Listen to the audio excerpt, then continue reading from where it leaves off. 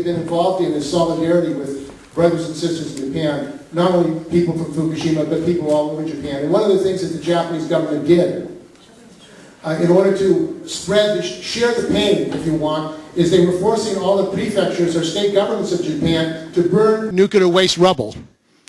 And they said, this is how we're going to share the responsibility for Fukushima, by burning the nuclear waste rubble in every prefecture in Japan. And in Osaka, a professor, a committee, and others began to organize to leaflet and let the people know that this was horrendous. They should not be burning nuclear waste in Japan. And as a result of that activity, Professor Shimoji, who's a professor in Japan and also is president of his union local, actually, took up a fight, organized, got literature out, and for that he was arrested and put in jail for 21 days. Not only himself, but other people. So we're here to bring him here to the United States to let him explain to the American people what he is trying to tell the Japanese people and why this repression of him and others has to end. So welcome, Professor Shimoji. I think we should give him a standing ovation, really. So let's get up and thank you very much.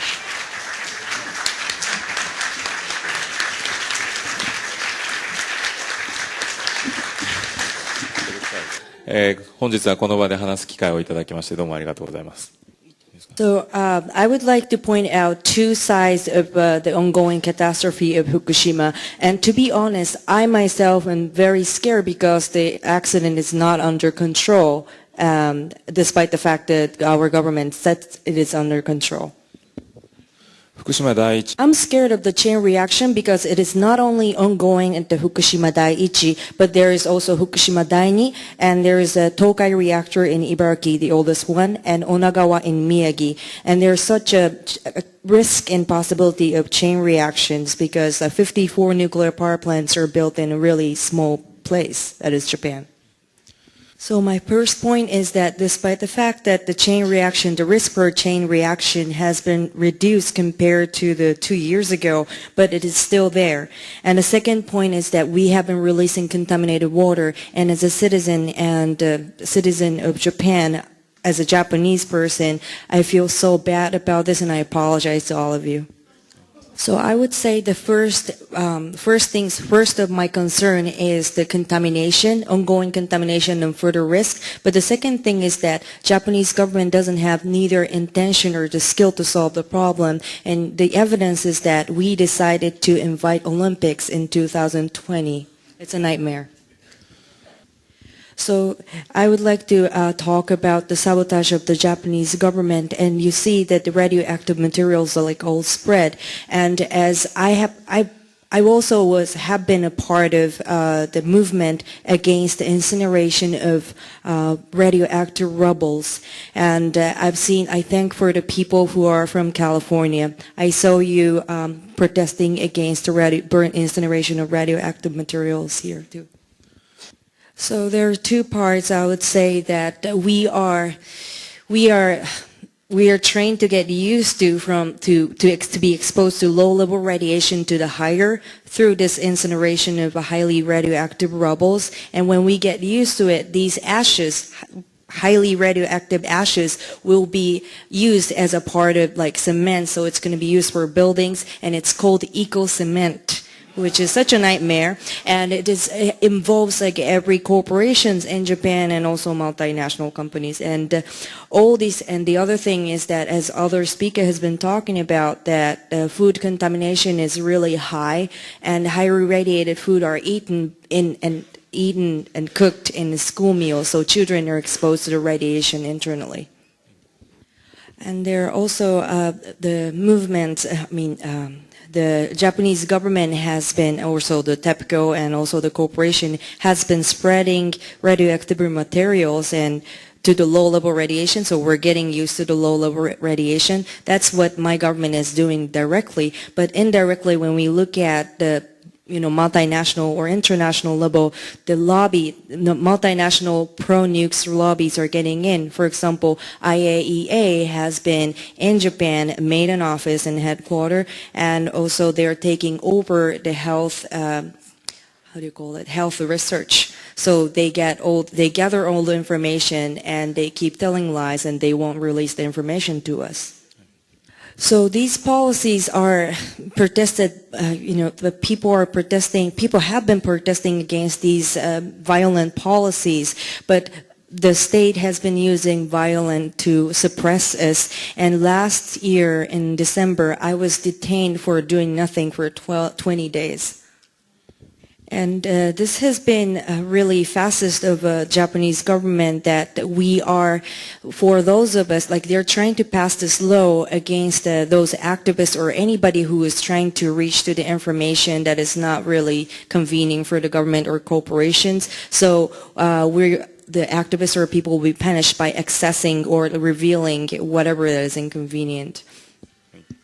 So what I would like to share is not only about the nuclear accident, but historically and also politically, this is such a dangerous situation for Japan and other countries because Japan doesn't seem to have any self-control. And it reminds us about the situation just before the World War II. I would like to finish here, but like if you have any questions, I would love to take your questions and please talk to me. 3 brief questions, just particular for him, if you have any. Mary Beth? It is probably you're talking about those people who live in Fukushima who put their soil, like radioactive soil, on their own because there's no government or municipal care of that. So they put the radioactive materials or the soil into bags and they put on the corner of their garden. So the next door neighbor will be very mad about it. So the Fukushima, people are accountable for the so-called the cleanup, but it's not cleanup. It's just making the radioactive morass situation rather than, the real cleanup. Does that answer your question?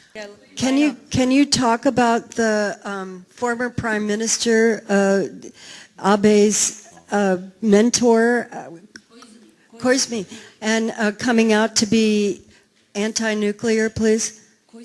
Koizumi Junichi. My understanding about the present Prime Minister Abe is that he's pro-nukes, although his wife is anti-nukes, although I don't hear anything about what she does. And going back to Koizumi, the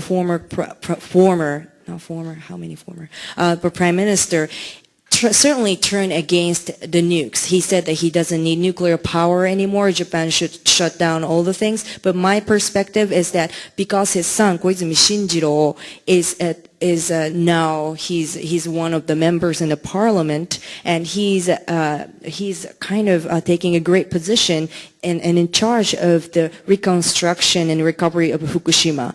So just to protect his son, probably, the Koizumi Junichiro is saying that, I'm against nuclear power, but it's just for mesmerizing us to get votes.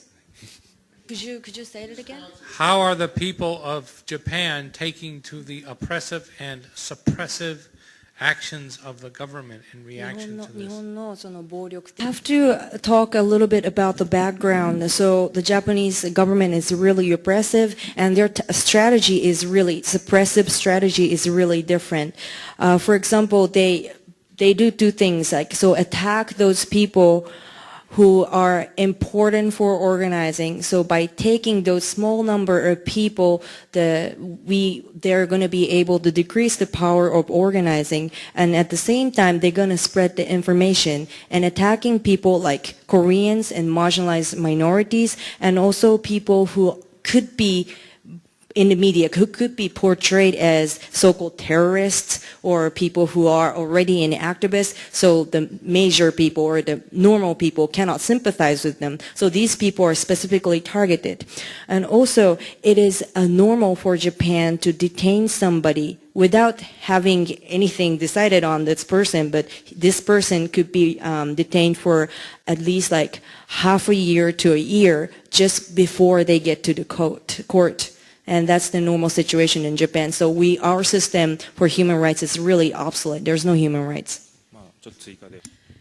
So the other problem is that, those people who are not involved in the activism, or those people are not educated about our criminal justice system or criminal injustice system. So, I was arrested, and my friends who know about this issue have been arguing and doing campaigns to raise awareness about how this criminal law system is in Japan.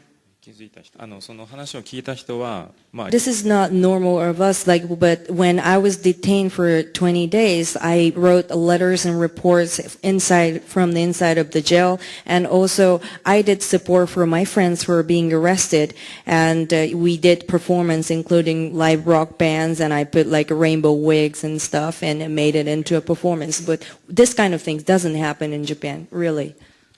あ、そうですね。ありがとうございます。そうですね。逮捕に、 Ask Chizu Hamada and No Nukes Action Committee for my letter. I have written letters to my students about my arrest, and it's translated into English, so you can have an access to that. Thank you for listening.